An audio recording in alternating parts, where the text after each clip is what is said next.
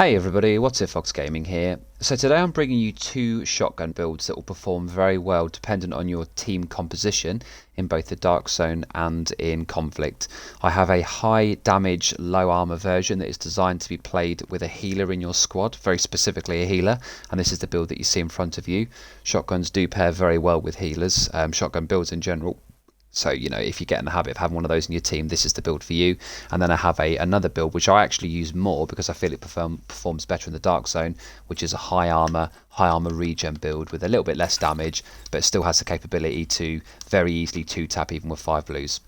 So we'll start with this build, because I think this is the one you should build first, as you'll probably be using this about 80 to 90% of the time, unless you do have that main healer in your squad. The two shotguns that you want to consider using, the top of the pile at the moment, are the M870, any of the variants, and the new 612 that came with TU11 Season 3. You want to be rolling damage to armor and damage to targets out of cover on both of these, depending on which one you use, obviously. So whatever shotgun you use, just have that roll similar to this. An Optimist is definitely best in slot here, at least for these two. I don't like Insync because too much is required to proc it and your shields break so easily now, so I would just say go Optimist. You just fire your gun and you get more damage, and as you get towards the end of the mag of these two weapons, which both empty theirs quite quickly, you really start to notice the increase in that damage there. Your secondary weapon just runs something with a bit of range on it in case somebody does sort of come at you from a distance and you want to get them down a little bit lower. And then your pistol, I'd recommend just running the card. I don't actually have it here on me, it's on my PvE build character, but just have the card, the named pistol with the 1+ skill tier, so that when you're using your skills, namely the decoy, you can just simply get this pistol out to give it better stats. So this build, first of all, is 5 blue and 1 red, utilising 3% armor regen and very high critical hit chance and damage without any Haz protection. You can run a booster Hive if you're worried about Haz Pro with this build, which is probably good for a second skill, so I'm actually going to do that now. Booster Hive. Let's actually swap these over because I quite like to have the booster on the right bumper for some reason. Just get used to your own little ways, don't you? But the way that you want to put the build together is every piece wants to be very similarly rolled to this. You want to have relatively high armor, as high as you can get, crit chance and crit damage. Unlike SMGs, shotguns don't come with crit chance built into them, so you need to be able to get that from somewhere. You want to run Adrenaline Rush because you get 20% bonus armor per enemy just for being in range, 10 meters, and Intimidate because with the bonus armor and being within 10 meters you do 35% more multiplicative damage.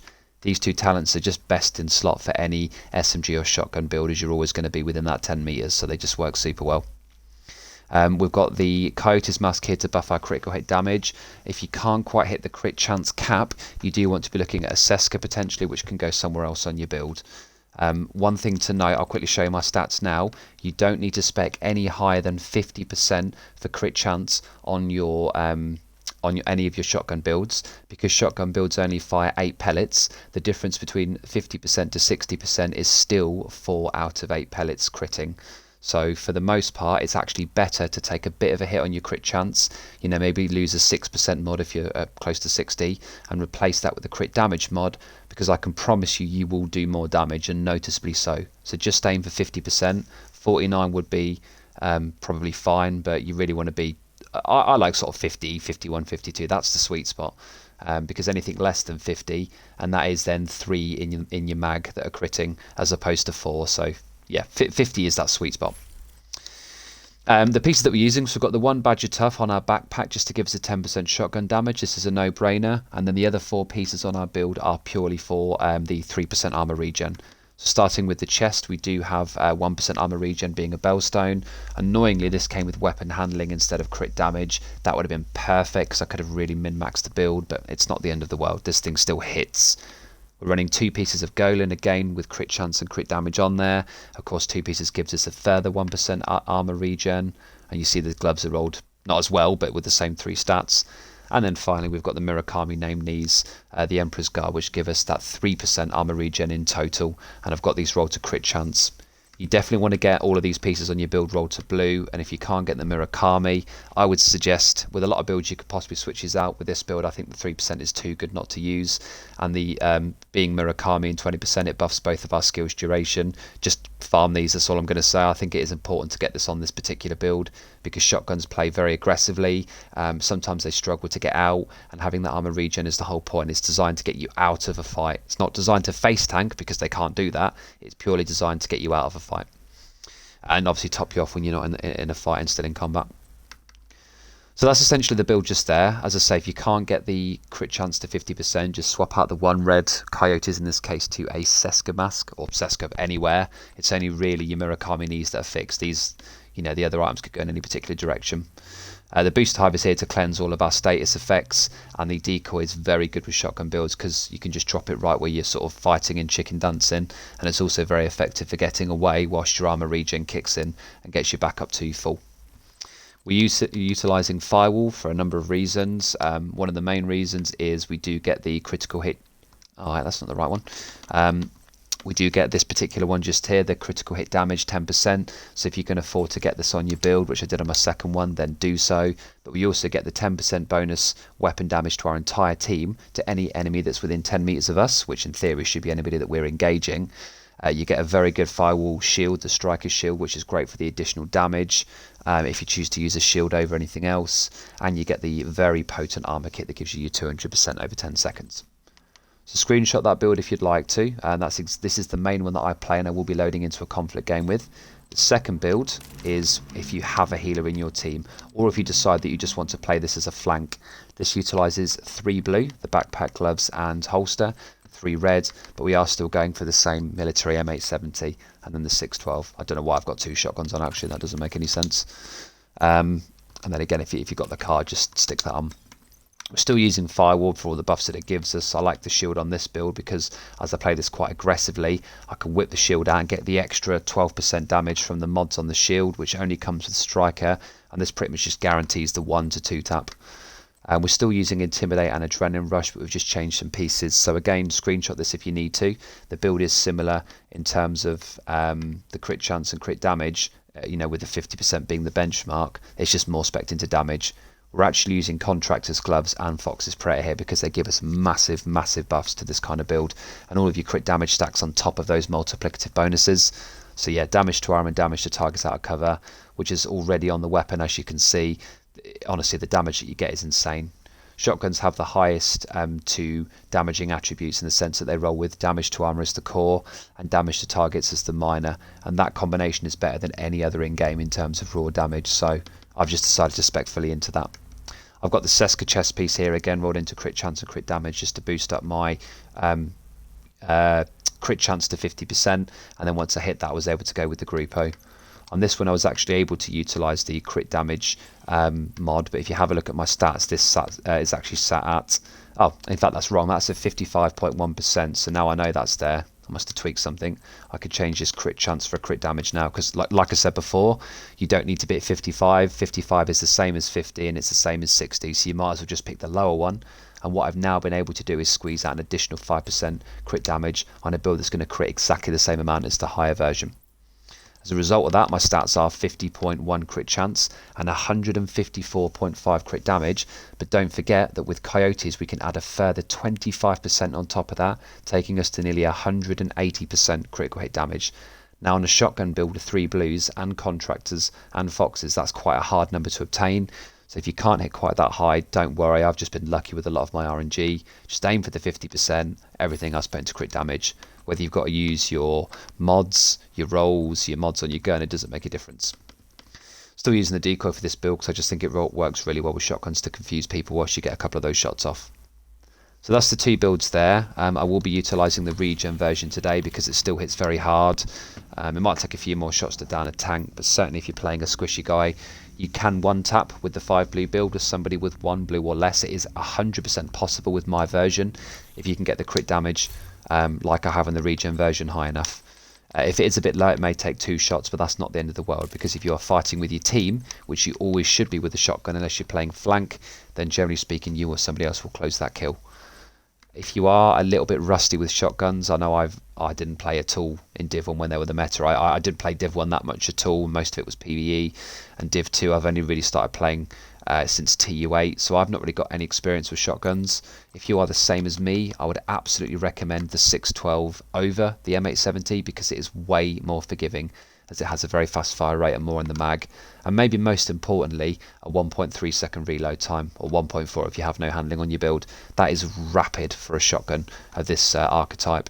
Its closest competitor is the Supermarine, which is a slightly faster rate of fire, but it does a little bit less damage, so it equates to roughly the same, but you have to reload each individual pellet into the chamber, and there's 7 to 8 in total. With this, because it is a drum mag, you just simply reload it in that 1.4 seconds, done. So I really like the 612. This is what got me sort of used to it, and then when you are comfortable with aiming with a shotgun, you definitely want to move up to the M870, which is kind of the daddy at the moment. So that'll be my recommendations. Get the Hive. I believe I'm queuing, aren't I? Yeah, one more agent to go. Well, let's do that pretty quick then. And then the decoy. Just in time. Booster Hives are still great with these builds, by the way, because you get your 20% weapon handling from dropping them on the floor, but you also cleanse all status effects. So as you're going to be up front, you know, kind of in the target's face, as obviously it's a 10-meter range build, you are going to be the focus of a lot of fire, and that might be quite literally fire. You know, Eclipse users will be gunning for you if you're rushing the team. They'll absolutely prioritize you, so the booster Hive is a great skill to run. But if you have a tank in your team, I usually get the tank to run the booster, as their skills are less important, and then you can use more skills that you are more comfortable with. You do have such flexibility with the skills on this build, but I definitely like to stick with the decoy, definitely in the dark zone, and to a lesser extent, but it's still my favourite in conflict as well. Now this is actually one of my least favourite maps for shotgunning, because it's quite open, there's a lot of long lanes, and you know the best way to play it is just to get on a roof, but I hate that sort of campy play style. I like to play quite aggressively, so that will be what I'm doing today. Please just bear in mind that this is obviously a solo queue game, and this is a live commentary as well without any editing for this video, so if this build doesn't perform very well in this gameplay, just blame me. You know, it's just me using it as opposed to the build itself. Try it out for yourself and let me know what you think in the comments.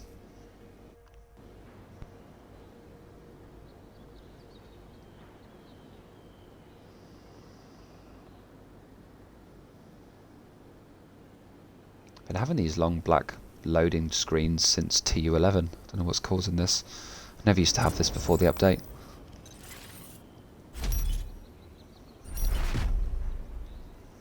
I love that we've got this transmog facility now. I've got the striker skin on my backpack there, and I like it because it's really small. Not like the Sokolov backpacks that I'm used to using with my Lady Death build that are massive and hideous. No thank you. Let's get the AR out to start with, see if we can get some early shots on someone. Now the AR won't do much damage because we're on a 5 blue build, so you really don't want to be using it that much. But certainly down range it works very well. Rogue Stinger Hive detected. Oh, Stinger Hive, really, dude.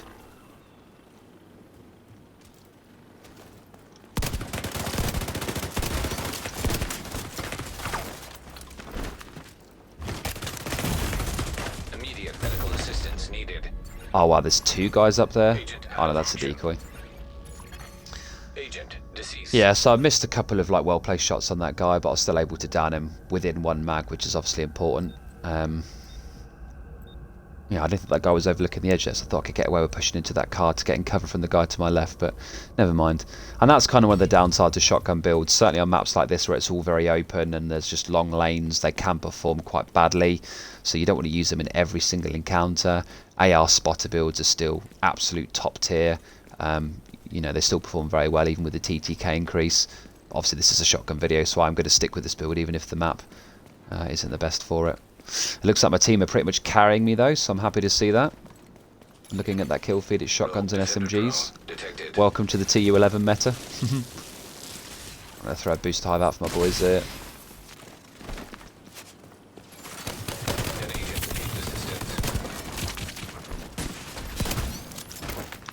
Oh, dirty one shot. Oh, what a snipe! What a snipe! But you see there, that was just, you know, the first shot didn't even hit him, so that was just a nice, easy one shot. And this is a 5 blue build, I might add. It's just all that crit chance and crit damage that are really sort of adding to that.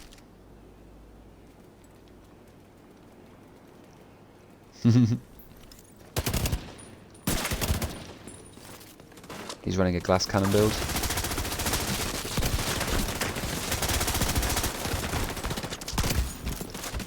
So watch my armor regen here. Whoa! Boost. About to come online.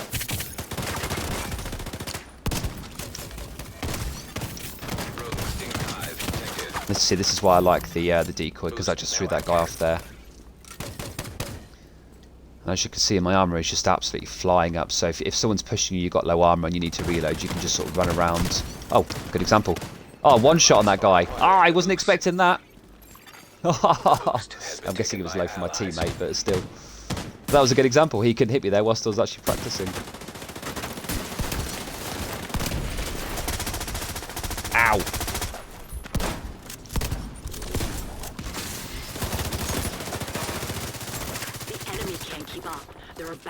If you're in the middle of reloading your shotgun like this, just press the fire button and it stops it midway. So with Optimus it's sometimes good, if you know there's only one player, for example, just have 2 or 3 shots in there instead of all 5.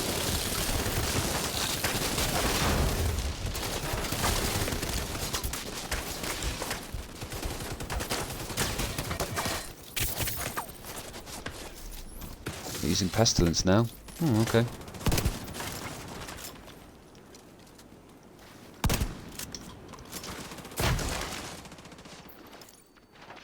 Not going to be a great deal that we can do here.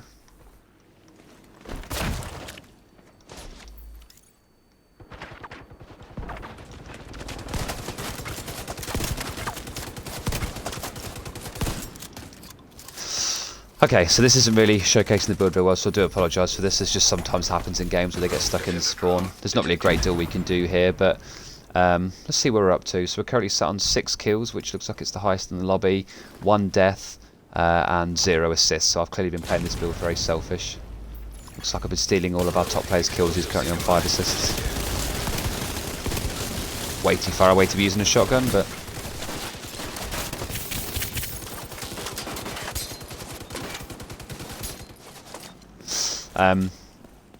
yeah, so, you know, I like the build. It performs well. You've seen a couple of the one-shot capabilities there and 2-shot for the most part against somebody that's, you know, not max armor. And if they are high armor like myself, it may take 4 shots in total with this build. But that isn't bad. You know, you're regenning throughout the entire fight. You can chicken dance in between your shots anyway. I'll just move around, drop your decoy to throw them, quickly stop and fire a shot. Hip firing is very effective with shotguns as well, so you don't actually have to aim down sights and slow your character's movement down.